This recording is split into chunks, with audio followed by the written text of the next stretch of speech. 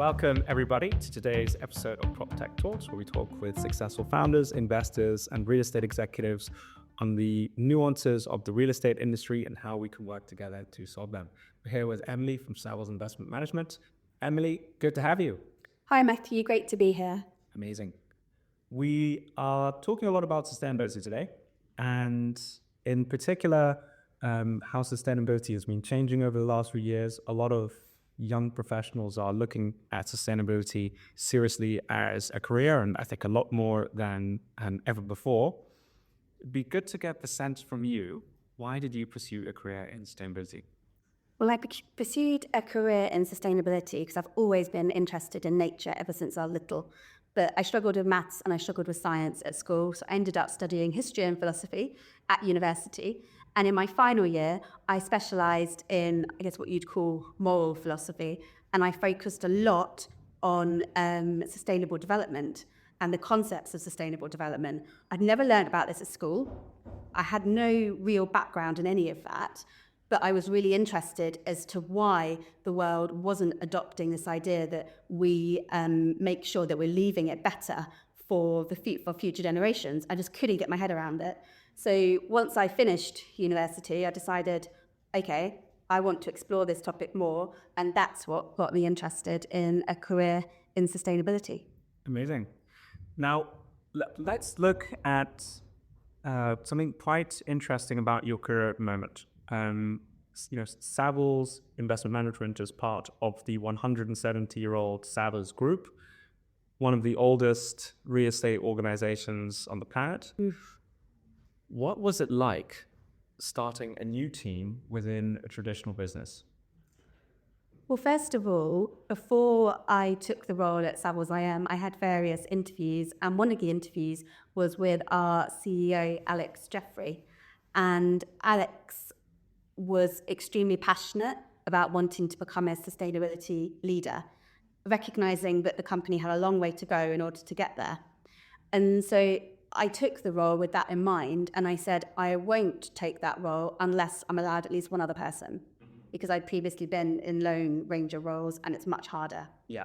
And so from there, it was almost, we had the buy-in for that, and it was about creating the strategy, creating the roadmap, and then showing the resourcing that was needed. So our first hire, Kathy Keir, she put a lot of faith in the fact that this was a brand new team, no real credibility, I would say, if I'm being brutally honest, in that sustainability space for real estate investment management. But Kathy put her faith in what we were doing. Advantage sometimes. Yeah, and it meant we had a blank slate. We weren't trying to deal with previous policies or anything like that. Literally just started everything from the beginning. And that gave a lot of opportunity for being bold. Mm-hmm. Got it.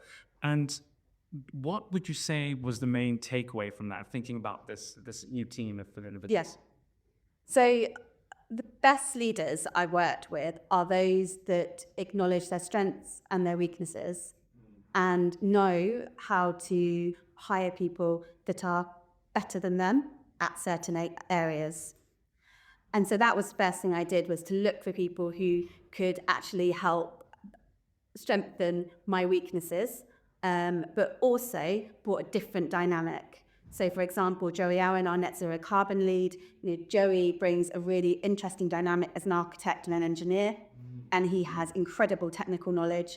Kathy is incredibly good at program management. Michael in our team is from an economics background, so that was great because he hadn't worked in a sustainability role before, so he was bringing a different dimension.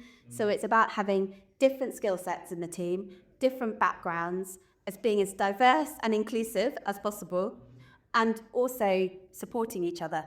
It feels like you built the A-team of sustainability. I think I have. And, okay, so, just to even focus on this for a little bit more, the new team within the business has really, really big challenges ahead of them. How does a team that seems pretty lean, how can they be so effective? How do you engage a team and get such a productive team dynamic? I think it comes down to stakeholder engagement to begin with. So as I mentioned, we had Alex Jeffrey as an advocate. And then that meant educating the C-suite. So we did a lot of training in the earlier years with our executive team. We have also spent hundreds of hours training up teams in the business, particularly focusing on our asset managers and fund managers. But we invite anyone who wants to join those training sessions. So we've done things around net zero carbon, around anti-greenwashing, around SFDR, around EU taxonomy. We're just about to send out a training survey this year to find out what training topics people in the business want to know, so we can then tailor what we're doing. And I think it is all about stakeholder engagement, but it's also about thinking about their perspective and tailoring our message. So if we're speaking to our finance teams, it's about, well, what's going to support, the financial returns. With asset managers, it's looking at, well, how do you make the asset more liquid, or how's it going to improve tenant engagement? So it's taking those different perspectives. And I think that's one of the key areas to sort of stakeholder engagement. Amazing. Now, sustainable assets today are becoming synonymous with valuable assets. At the same time, bringing together different stakeholders is something that challenges many roles, not just sustainability, many roles from many sectors. Seemingly those who are the best at it, or those that it's the most critical to, are sustainability views within real estate. How, and we touched on it a little bit with the education component, but how do you really bring together various stakeholders effectively to drive positive change? I think the first thing is you all need to be heading in the same direction. So we set an incredibly ambitious vision, which is to become a restorative business, which means you want to put more back in society and the planet than we take out. Now, that is incredibly ambitious given where real estate is today. But in order to start to pivot the business, we need to set a vision. And so that was our first thing, was to really look at not just doing things a little bit better, but what are the big changes that we could make? And then it's how do we set up products to start to deliver that? And we're still very early on that journey, but we've just got an affordable housing fund that's just had the sustainability impact label through the SDR. Yep. We're in the processes of developing a natural capital strategy. We have natural capital now as one of our business pillars. Interesting. So, and as the best you don't know, natural capital. What natural capital is about the natural stocks that we have. So whether that's air, land, sea, water. But in the context of real estate, it's particularly focused on how do we use land more effectively. So things like regenerative farming, where you're improving soil health, or you're looking at what you can do to plant more trees that help the local area for nature. But it needs to be able to generate returns. So that's where real estate can really help to accelerate some investment in that area, being good stewards of land. Understood. And so with different teams, they're moving in the same direction. You've got buy-in from the top. You mentioned Alex being an advocate as well. Is this really the bread and butter to be effective at driving sustainable change? Do you think you need to really combine those two? Is that? I think the third one is prioritization. Okay. Sustainability is a huge focus area. And we could get lost in, we're not doing enough on social, or we're not getting deep enough into nature. But actually, if we just prioritize on what do we need to focus on. So for us this year, our real focus is on implementation. And to do that, we prioritize 3 funds that have the most emissions. And that way we can start to go deeper into those funds to drive that emissions reduction down faster. Got it. And when looking at the number of KPIs that starts rising and looking at the number of assets in a portfolio, it's easy to get lost, every asset being different as well. So I think to summarize that takeaway, really prioritization, getting buy-in from the top and getting different stakeholders on the same mission. That's what it takes.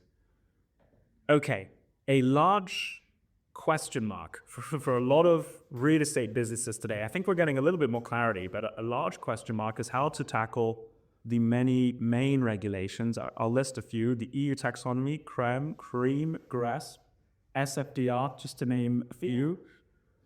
And in their credit, these are in place to accelerate change. And the built environment's rate of change is greater than ever before, is seemingly insufficient to hit global net zero goals. To me, that sounds like there is an opportunity. What needs to happen to the built environment to see the rapid change we require? I think there's three things. The first is that the teams that I talk to in the industries, I spend a lot of time speaking with our peers to see, how can we collaborate? What could we do better? What are we doing well? What are they doing well? And the key thing that's coming out is the amount of time that we're spending on reporting.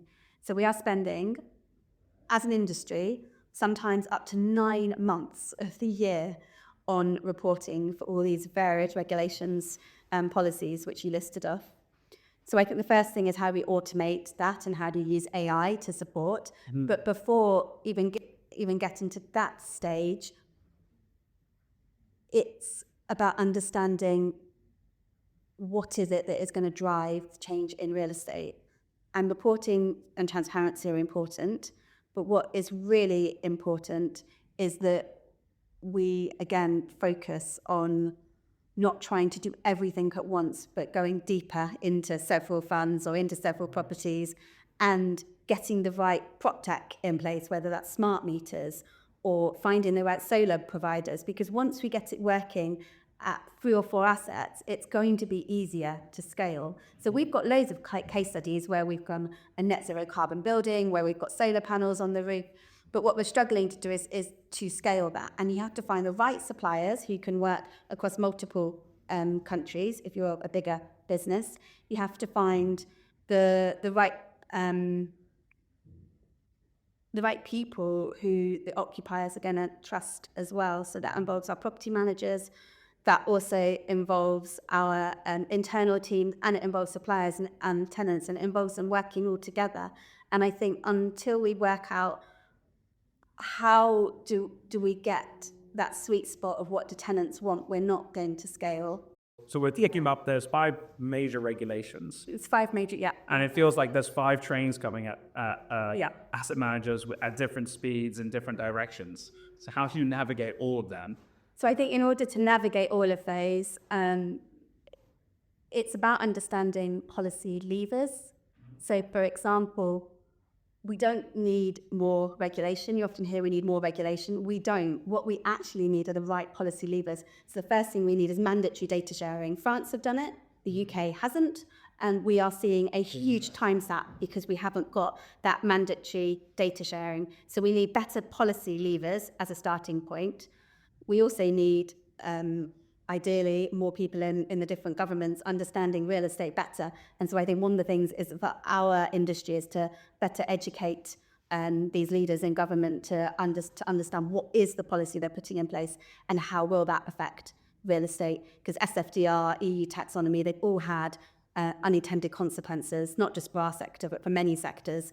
So it's how do we use the industry groups like INREV, like Better Buildings Partnership, all these like LOTUF, all these great organisations to do that education and advocacy on our behalf. And I think ULI also making a lot of... ULI are doing a lot of work as well, yes. Okay, now we've got asset managers who, in the last 12 months, it may have been the first time they're really now thinking about this new component of the way they're conducting business. And these regulations that might also seem rather daunting, and also change is rather daunting. What would be your advice to asset managers today and when thinking about having a successful, sustainable portfolio in 2025, and thinking about that regulatory landscape? How can they approach that successfully?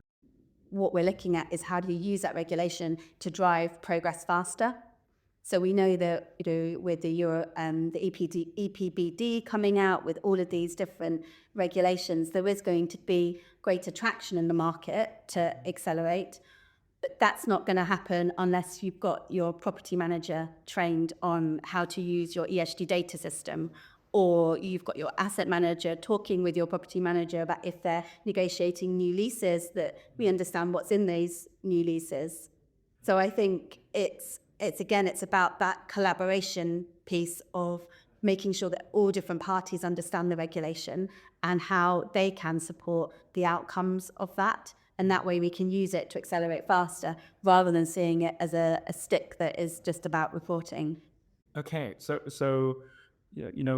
I think there's a really big takeaway is to the public sector, more regulation won't speed things up; it actually might slow things down. I would say so. And at the same time, to private sector professionals, think about what's going to drive the most impact on portfolio. Focus on those. And when thinking about 5 regulatory bodies, do you think maybe focusing on one? Are there certain actions you can take that have an effect on all of them? How might you approach that?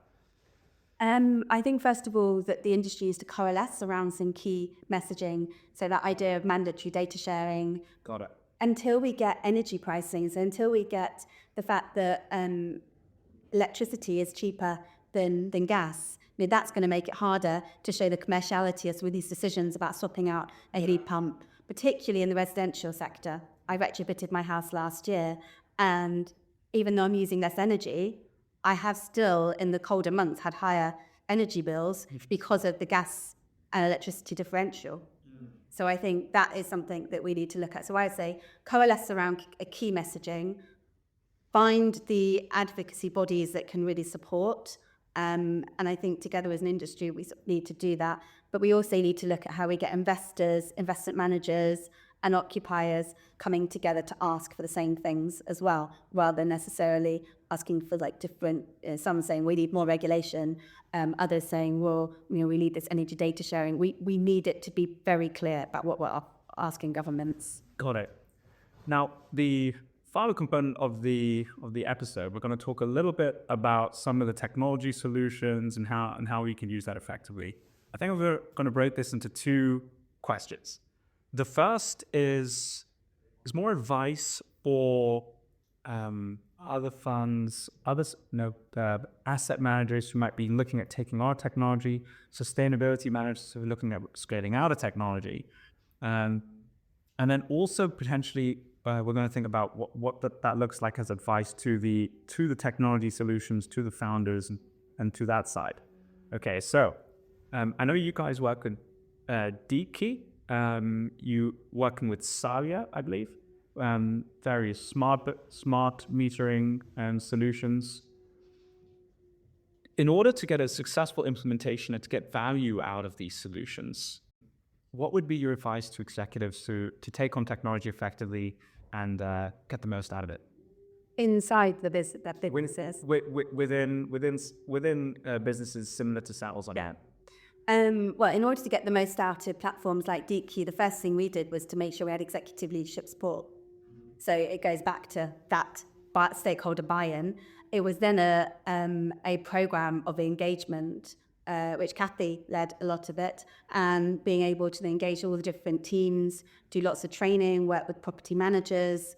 So I think any business that's thinking of making an investment into that type of prop tech needs to ensure that they're doing it not just for the right reasons, but they know how they're going to engage their employees internally, because we could have a really all singing or dancing system and no one could use it.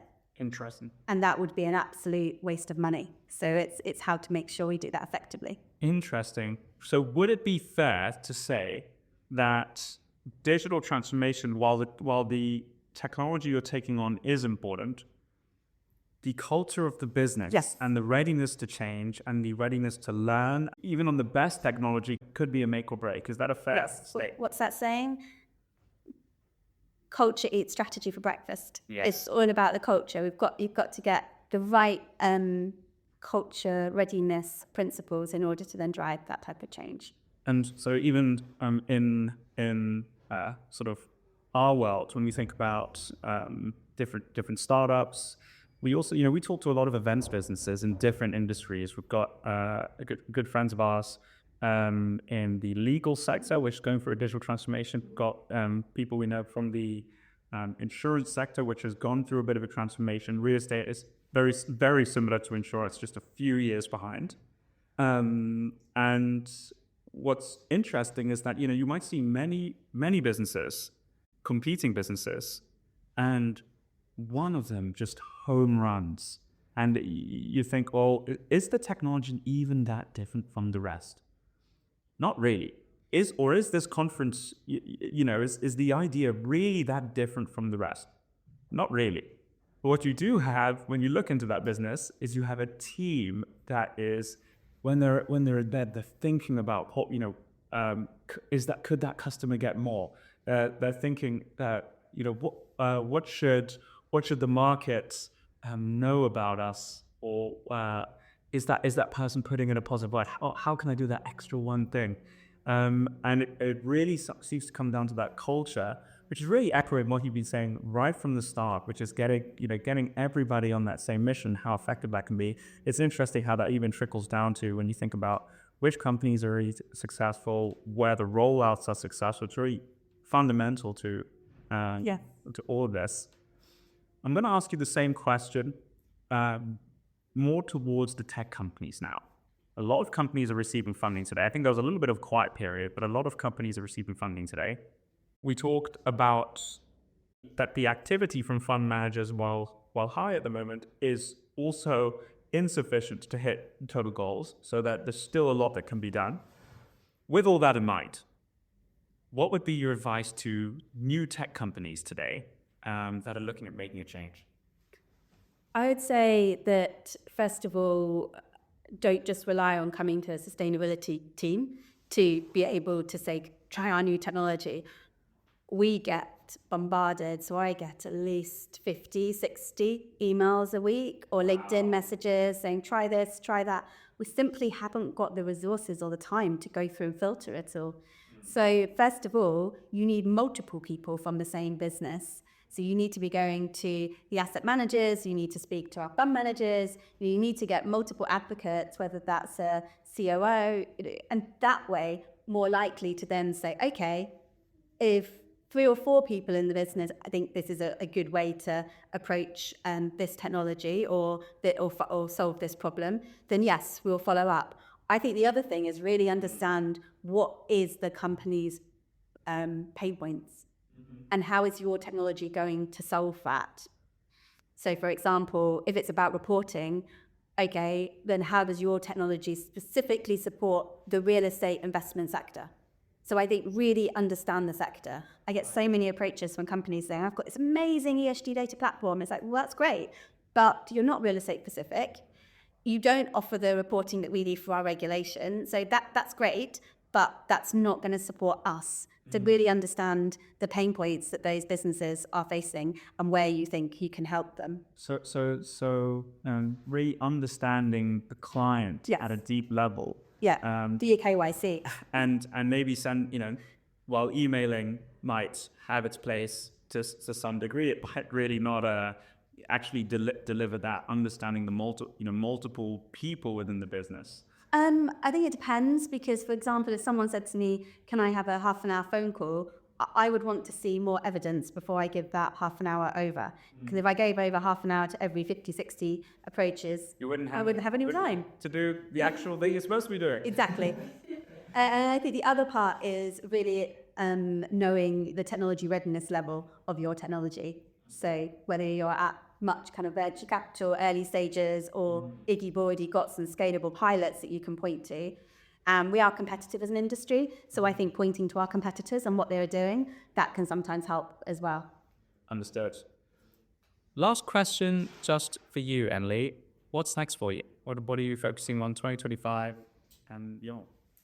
So as I mentioned, we set a restorative business strategy back in 2022, end of 2021. And what I want to do is really look at how do we refresh that and make it more meaningful. All the changes that have happened, with all the regulation and with things like sustainable impact labelling, but also that we are rapidly going through many of the world's climate boundaries. How do we make sure that our long-term business strategy from that perspective really shows what we want to do as a business in that space, and making sure the language resonates. we've done some stakeholder engagement that, for example, in Germany, there isn't necessarily a word for restorative. So what else shall it be used? And they've got a word for everything. So really, it's going back to that culture piece. I want to make sure that everyone in our business is re-energized around our longer-term mission, because it's been a couple of very tough years for real estate. Yes. And I think we need that renewed energy to help ensure that we're working with our capital raising team, as well as our asset managers, fund managers, and the USP of what we're trying to do is really recognised. And I do feel just in talking to different leaders, different companies, different investors, that that sort of headwinds that people were fighting against has sort of died. And I think that there was a lot of relishing in 0.5% interest rate. Yeah. You can't really make a bad real estate investment, which on the one hand has made some lives easier, but on the other hand may have been slightly damaging, because why needs to take on so much sustainability initiative when they're performing great anyway? And now, that the industry has become a bit more nuanced, everyone, it did feel difficult. And now now I think we're in a very unique position, because as interest rates are coming down, people are more equipped to take on different activities. But at the same time, the movement and the momentum that sustainability is having, the LPs looking at portfolios, Yes. the liquidity that you get out of it, all the benefits of that, and now the resources are coming back. And I think we're now in an extremely exciting time where we're where the value add is just increasing on a monthly basis, and we're in an industry that is hungry to transform. So I think we're in a really exciting time. I think a lot of people are excited for 2025. Would you say that's a fair summary? I would say cautiously optimistic. I definitely sense the same as you, Matthew. There's a different energy this year. Yes. And whether that's because of some of the things that are happening in the world of politics, and particularly in sustainability, when things get tougher, the tough get going. Yeah. So I think maybe it's that attitude of, well, we're going to make this work regardless of who's leading these important governments. And I think the other thing is that we are starting to be able to see financial benefits from what we're doing in real estate. It has been slow, but as you said, we were able to show increased liquidity. We were able to show rental uplift. We've got an example in the UK where we had an industrial portfolio that went up in rental value as a result of being retrofitted and having lots of great work done to it. So I think there are case studies that we can point to. I would say our challenge this year is going to be that scaling and really scaling implementation, particularly because real estate teams and sustainability are lean. So we have to make sure that we're really prioritized in what we're doing. Understood. Emily, it's been a pleasure. I can't wait to see you again. I think the next time I might see you briefly will be in Cannes, and then at our event in September. Yeah, looking forward to it. Looking forward to seeing you. Thank you so much for being part of the podcast. Thank you, Matthew. Thank you for the opportunity.